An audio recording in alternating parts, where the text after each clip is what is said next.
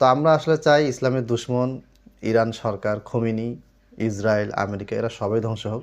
তবে সাধারণ জনগণের ক্ষতি আমরা চাই না। আমরা চাই না ইরানে কোনো মানুষ অন্যায়ভাবে মারা যাক। আসসালামু আলাইকুম রহমতুল্লাহ। 1979 সালে ইরানে ইসলামিক রেভলিউশন হয়, মানে কুফরি রেভলিউশন।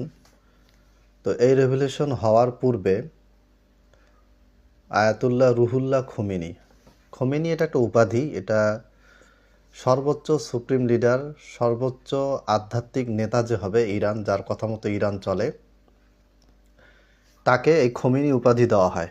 এবং খোমেনিকে বলা হয় আয়াতুল্লাহ আল খামিনি, আল্লাহর নিদর্শন। এই যে খোমেনি, এই যে পদে যে ব্যক্তিটা আছে, তাদের ধর্মীয় লিডার, ইনি হচ্ছেন আল্লাহর নিদর্শন।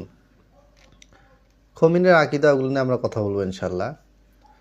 তো 1979 সালের পূর্বে যখন শাহ পাহলভি পরিবার ক্ষমতায় ছিল, তখন তাদের বিরুদ্ধে জনগণকে উস্কিয়ে দেওয়া এবং তাদের বিরুদ্ধে মোটামুটি একটা গণজোয়ার তৈরি করে খোমেনি। পরবর্তীতে খোমেনিকে নির্বাসন দেওয়া হয়। খোমেনি নির্বাসন দেওয়ার পরে খোমেনি চলে যায় ফ্রান্সে। ফ্রান্স তাকে কি করে, তাদের দেশে জায়গা দেয়। ফ্রান্সে থাকা অবস্থায় মার্কিন প্রেসিডেন্ট জন এফ কেনেডির সাথে খোমেনির চিঠিতে কথাবার্তা হয় এবং এক পর্যায়ে 1979 সালে 79 সালে ফ্রান্স, এবারে ফ্রান্সের মিডিয়া এরা সবাই, তারপরে আমেরিকার মিডিয়া, পশ্চিমা দেশগুলো এই খোমেনিকে ব্যাপকভাবে জনসমর্থন দেয় এবং খোমেনি তাদের মাধ্যমে ইরানে একটা বিপ্লব ঘটাতে সক্ষম হয় এবং 1979 সালে বিপ্লব সংঘটিত হয়। 1979 সালে খোমেনি ক্ষমতায় আসার এক বছর পরেই, 1980 সাল থেকে নিয়ে 1988 সাল, এই প্রায় 9 বছরের মতো এই সময়টা সাদ্দাম হোসেনের সাথে খোমেনির যুদ্ধ হয়, মানে ইরাকের সাথে খোমেনির যুদ্ধ হয়। সেই সময় সাদ্দাম হোসেনের বিরুদ্ধে ইরাকের যে কুর্দি বাহিনী আছে তাদেরকে খোমেনি সাহায্য করত এবং ওই সময় হিজবুল্লাহর উত্থান হয়, হাসান নাসরুল্লাহ যে মারা গেল, ঠিক আছে। এতে এরকম বেশ কিছু, তারপরে হুথি শিয়াদেরকে আস্তে আস্তে, হুথি শিয়ারা আরও পরে 90 দশকের শেষের দিকে তাদের উত্থান হয়। তো এদেরকে ইরান সহযোগিতা করে, আর ইরানকে সহযোগিতা করে আমেরিকা, ইসরায়েল প্রত্যক্ষ সরাসরি, ফ্রান্স সহযোগিতা করে, ইউকে সহযোগিতা করে।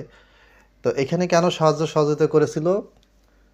1980 সাল থেকে 88 সাল পর্যন্ত যে যুদ্ধটা হয়েছিল, এই যুদ্ধে পরোক্ষভাবে সাহায্য করেছিল। তার কারণটা হচ্ছে এই যুদ্ধটা মূলত ছিল শাতিল আরব যুদ্ধ। শাতিল আরব হচ্ছে ওই দজলা নদীর মাঝখান দিয়ে, দজলা নদী এবং ফোরাত নদী দুইটা গিয়ে একটা প্রণালীতে গিয়ে জমা হয়েছে। ওই প্রণালীটা আবার চলে গিয়েছে হলো পারস্য সাগরে। তো এই আপনি যে তেলের কন্টেইনার, বিশাল বড় শিপ জাহাজ, যে আপনি মধ্যপ্রাচ্যতে তেল বাইরে নিয়ে যাবেন, বাইরে থেকে জাহাজগুলো যে মধ্যপ্রাচ্যে ঢুকবে, এটার জন্য একটাই রাস্তা আছে, সেটা হচ্ছে শাতিল আরব। এই শাতিল আরবের মালিকানাটা ইরান যেন দখল করতে পারে, যেটা মূলত ইরাকের দখলে ছিল, সাদ্দাম হোসেনের দখলে ছিল। তো এই সাদ্দাম হোসেনের দখল থেকে এটাকে ইরান কি করেছিল, কবজা করার জন্য যুদ্ধ করেছিল এবং এই যুদ্ধে ইসরায়েল, আমেরিকা, এরপরে আরও অন্যান্য দেশগুলি সবাই ইরানকে সাপোর্ট দিয়েছিল। তাহলে এইটুকু আলোচনায় বোঝা গেল যে খোমেনির ক্ষমতায়ন এবং তাকে পরবর্তীতে প্রক্সি ওয়ারে ব্যবহার করা, সিরিয়া, লেবানন, ইয়েমেন, বিভিন্ন দেশে শিয়াদের আধিপত্য, হিজবুল্লাহর আধিপত্য, হুতিদের আধিপত্য, এই সব কিছুই মূলত কারা করিয়েছে? আজকে যারা ইরানে হামলা করেছে তারা। এই দেখেন, সোভিয়েত ইউনিয়নের বিরুদ্ধে লড়াই করেছিল কারা? তালেবানরা লড়াই করেছিল, ওসামা বিন লাদেন লড়াই করেছিল। কে সাহায্য করেছিল? আমেরিকা।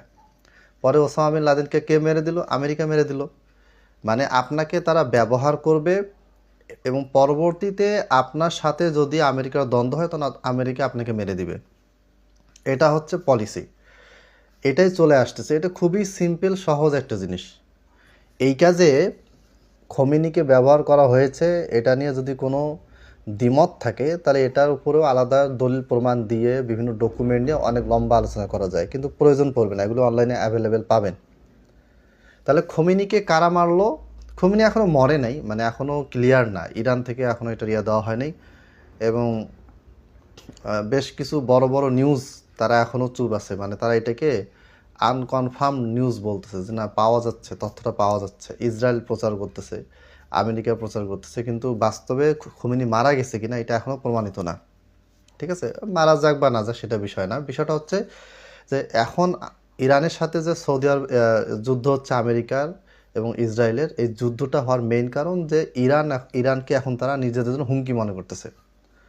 তো আমরা আসলে চাই ইসলামের দুশ্মন ইরান সরকার, খোমেনি, ইসরায়েল, আমেরিকা এরা সবাই ধ্বংস হোক, তবে সাধারণ জনগণের ক্ষতি আমরা চাই না। আমরা চাই না ইরানে কোনো মানুষ অন্যায়ভাবে মারা যাক। আল্লাহ তালা আমাদেরকে বুঝাও তৌফিক দান করুন, আমিন। আসসালামু আলাইকুম রহমতুল্লাহ।